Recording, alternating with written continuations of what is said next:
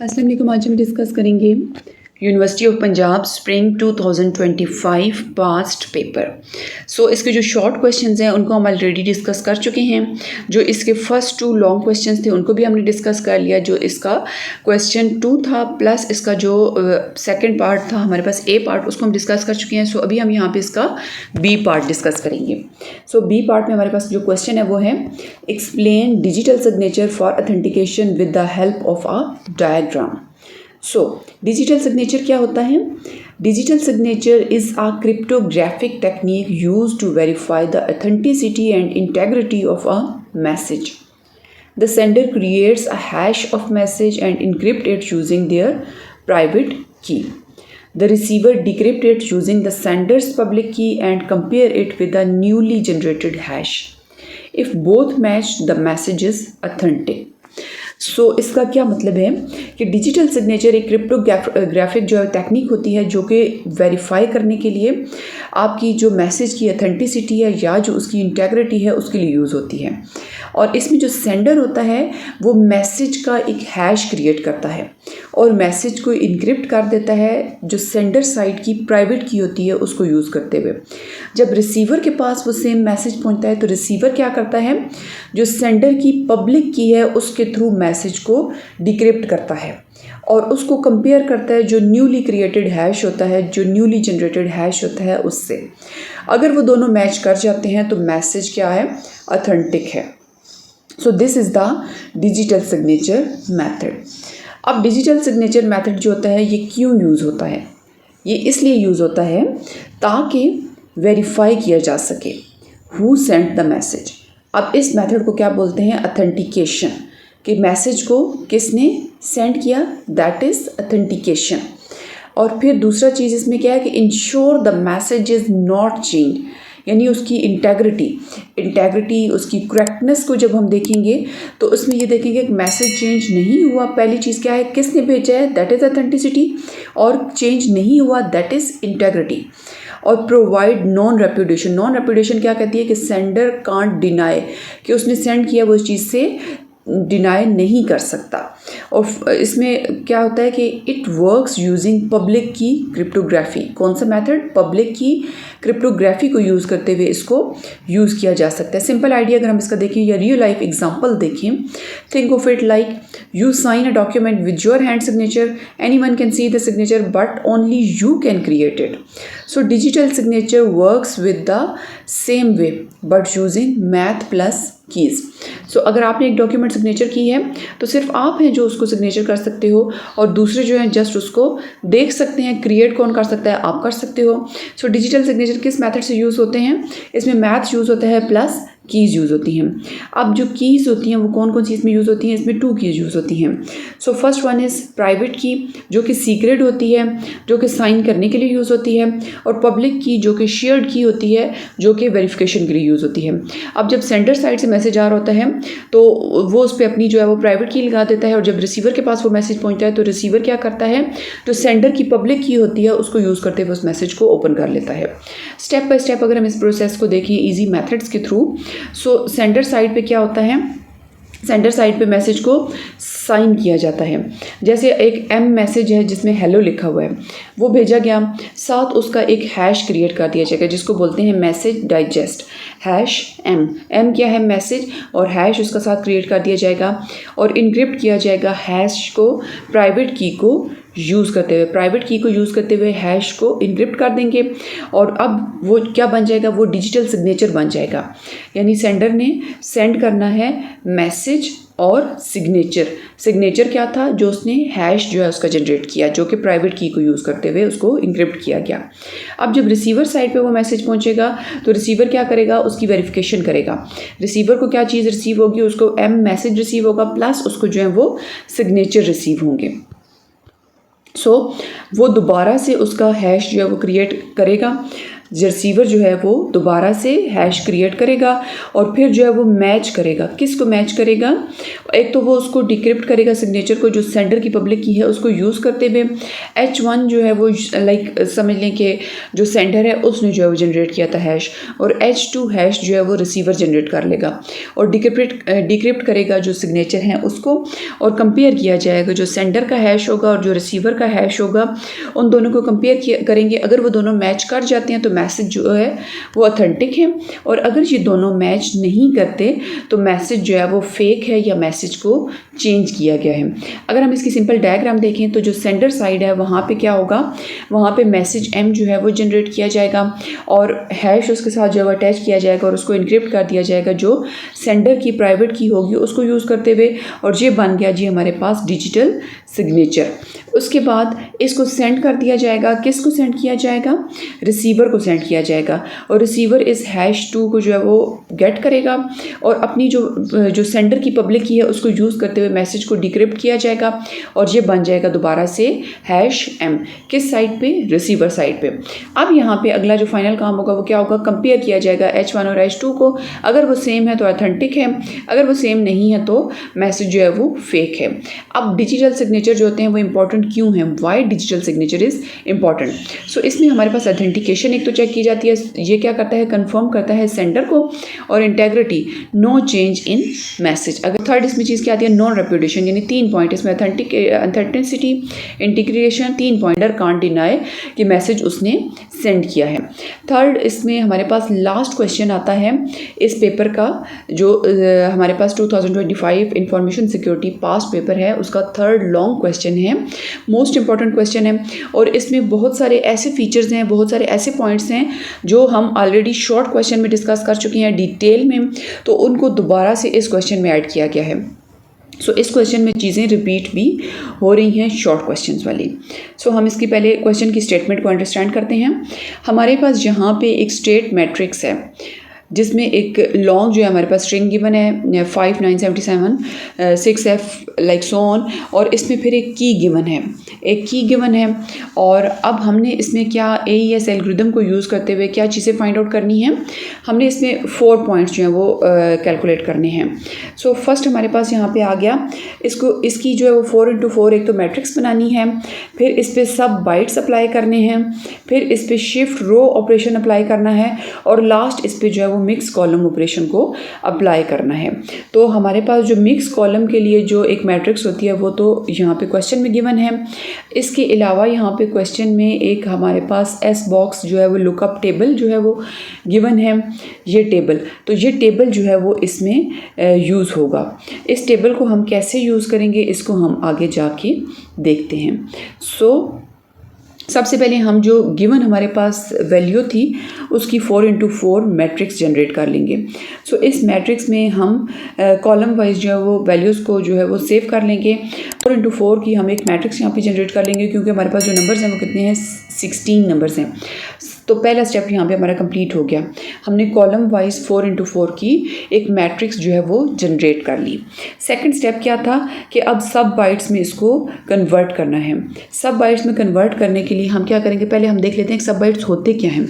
सब बाइट्स होता है कि जिसमें आप रिप्लेस करते हो ईच जो हमारे पास हेक्सा वैल्यू होती है उसको S बॉक्स टेबल में, और इसमें आपको कैलकुलेट कुछ नहीं करना पड़ता, जस्ट आपने जो टेबल होता है उसको केयरफुली एग्जामिन करना होता है और उसमें से जो है वो वैल्यूज़ ढूंढनी होती हैं।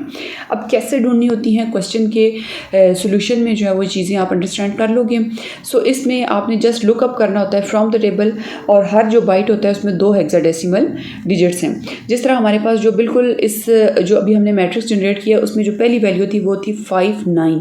सो इस वैल्यू को हम देखेंगे, यहाँ पर जो 5 है बेसिकली वो रो बता रहा होता है और जो 9 है ये कॉलम बता रहा होता है, यानी जो हमारे पास ये जो पूरी स्ट्रेट मैट्रिक्स है इसमें जितने भी जो गिवन लेटर्स हैं ना वो 2 लेटर्स पे कंसिस्ट कर रहे हैं, यानी जो हेक्साडेसिमल वैल्यू हैं वो 2 लेटर्स के मिलने से बनी हुई है या 2 डिजिट्स के मिलने से बनी हुई हैं।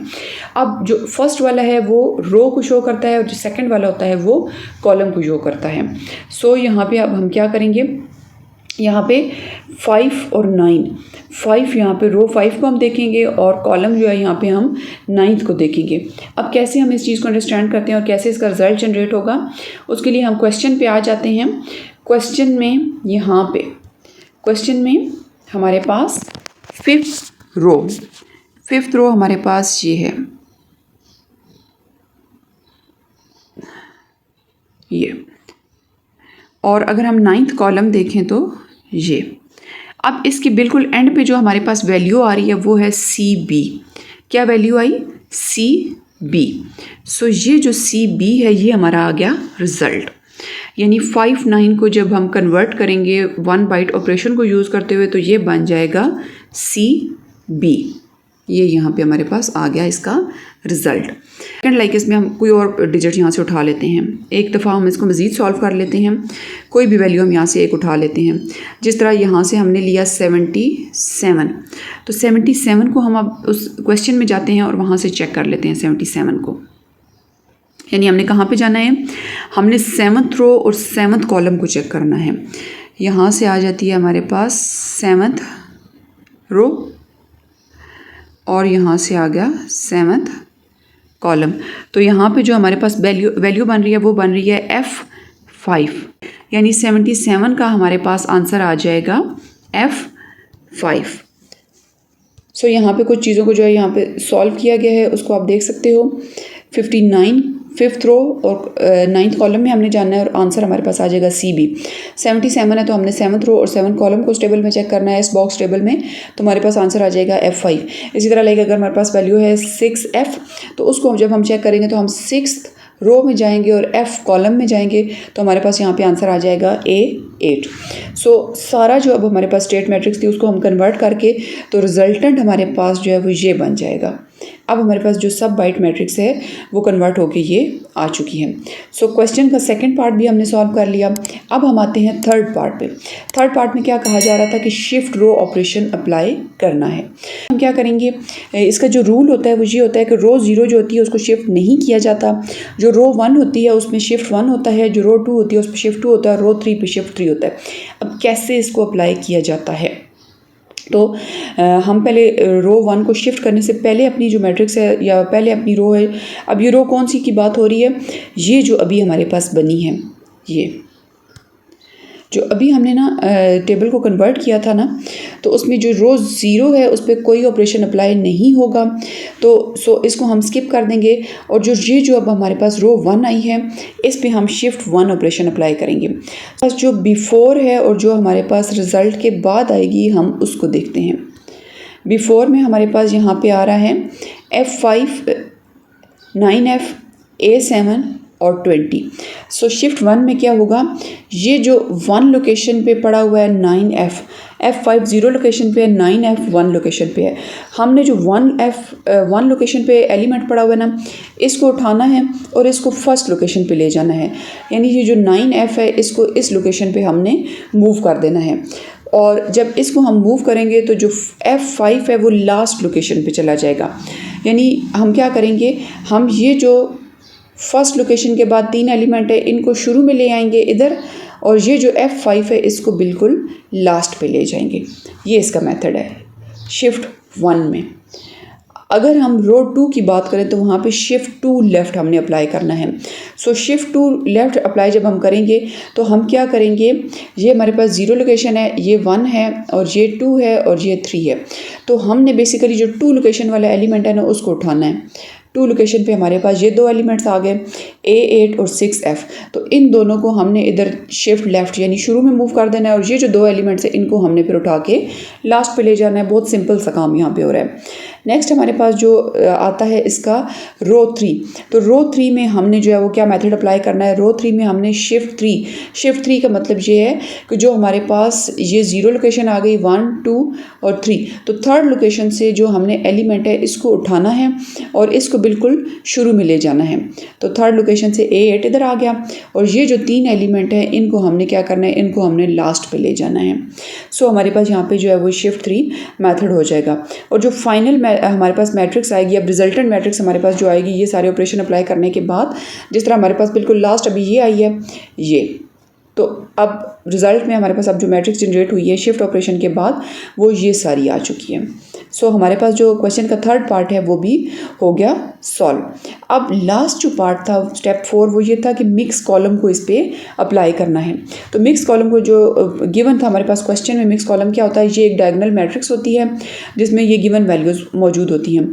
अब इस पर जो रूल अप्लाई किया जाता है वो रूल क्या होता है कि हम जो फर्स्ट होता है 2 इंटू एक्स, यानी 2 इंटू एक्स, 2 यहाँ जे वाला है 2 है, फिर हमने 3 पे ऑपरेशन अप्लाई करना है, फिर 1 पे करना है और फिर 1 पे करना है। सो फर्स्ट हमने 2 पे अप्लाई करना है, तो 2 को हम देखते हैं 2 इंटू एक्स, उसके बाद लेफ़्ट शिफ्ट इस पे अप्लाई करनी है, फिर एक्सॉर करना है किसके साथ, 1b के साथ, अगर यहाँ पे ओवरफ्लो अगर करता है। अब ये जो सारी लाइन है इसको बेसिकली हमने ना अप्लाई कर देना है। हमने कैसे इसको अप्लाई करना है इसको हम डिटेल में देखते हैं। मैट्रिक्स है इसका हम यहाँ से फर्स्ट कॉलम उठाएंगे और इस पे हम ये वाले ऑपरेशन अप्लाई कर देंगे, यानी इस कॉलम को इस रो को इन दोनों को हमने जो है वो परफॉर्म करना है, कैलकुलेट करना है। अब कैसे करना है, हमने उठाया CB 9F A8 A8, ये हमने उठा लिया और स्टेप बाय स्टेप हम इस पे अब कैलकुलेशन अप्लाई करेंगे।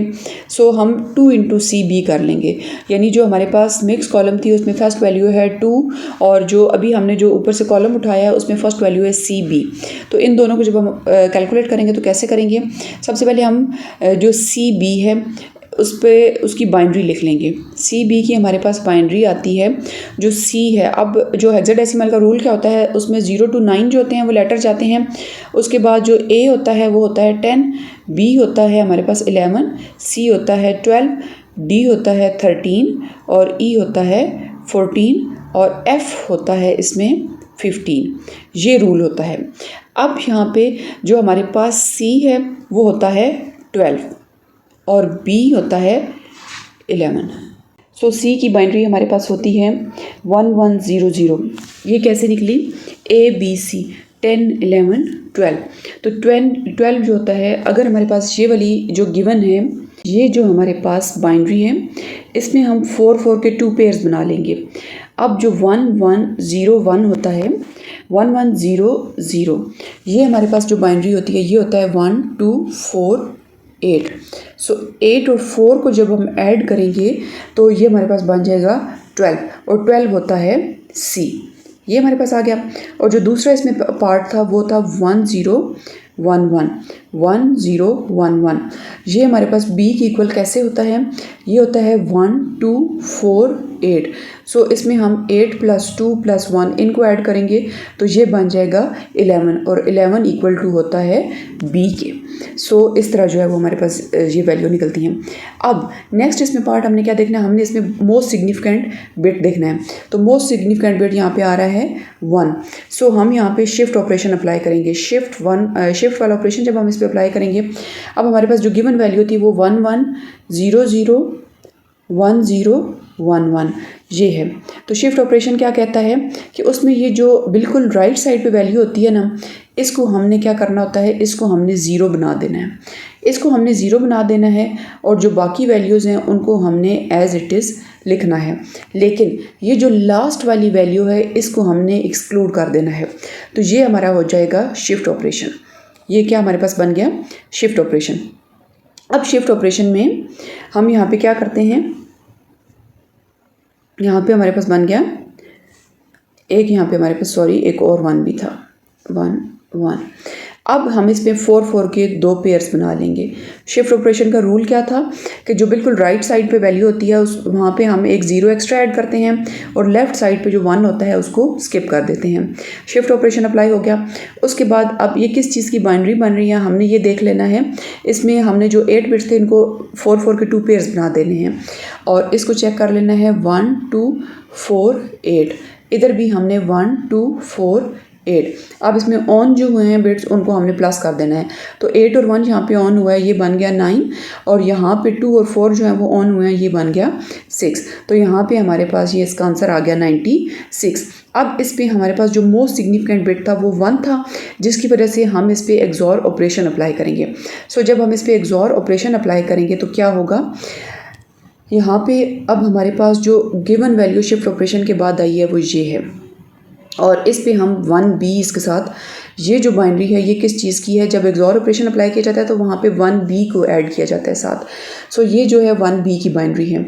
इन दोनों पे जब हम एक्सॉर ऑपरेशन अप्लाई करेंगे तो उसमें एक्सॉर ऑपरेशन का रूल क्या होता है, जो अपोजिट वैल्यूज़ होती हैं उस पर आंसर आता है 1, और जो सेम वैल्यूज़ है लाइक 1 1 या 0 0 है तो उस पर आंसर हमेशा आता है 0। ये एक्सॉर का रूल होता है और ये एक्सॉर का यहाँ पे सिंबल यूज़ हो रहा है। तो इस रूल को यूज़ करते हुए हमारे पास आंसर आ जाएगा ये, और इसको दोबारा से ये जो अब हमारे पास आंसर आया है इसको हम वापस जो है वो हेक्साडेसिमल में कन्वर्ट करेंगे। तो हेक्साडेसिमल में जब हम इसको कन्वर्ट करेंगे तो हम इसमें 2 पेयर्स बना लेंगे, एक जो 1000 है इसका, और एक हमारे पास जो सेकंड वैल्यू है वो 1101, ये जो हमारे पास आ रही है। तो इन दोनों को जब हम वापस हेक्साडेसिमल में कन्वर्ट करेंगे तो ये बन जाएगा 1248। तो ये किस चीज़ की बाइनरी बन रही है, ये हमारे पास 8 की बाइनरी बन रही है, और ये किस चीज़ की बाइनरी बन रही है 1248।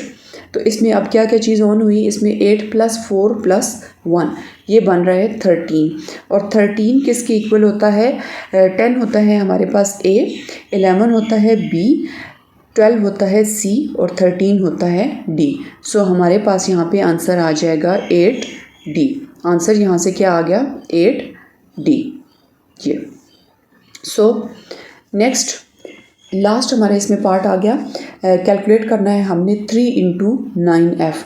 3 × 9f का मतलब क्या है, शुरू में मैंने बताया था कि हमारे पास ये जो रो है इसको हमने लेना है। सो 3 ये वाला है और 9f ये है, हमने फर्स्ट कॉलम उठाया था ना, तो 9f ये वाला है।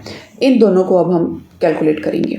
सो 3 × 9f, और उसका रूल पहले क्या होता है कि पहले 2 के साथ 9f यानी x को जो है पहले 2 के साथ मल्टीप्लाई किया जाता है, और फिर दोबारा से उसका जो आंसर आता है उसका दोबारा से x के साथ एक्सॉर किया जाता है।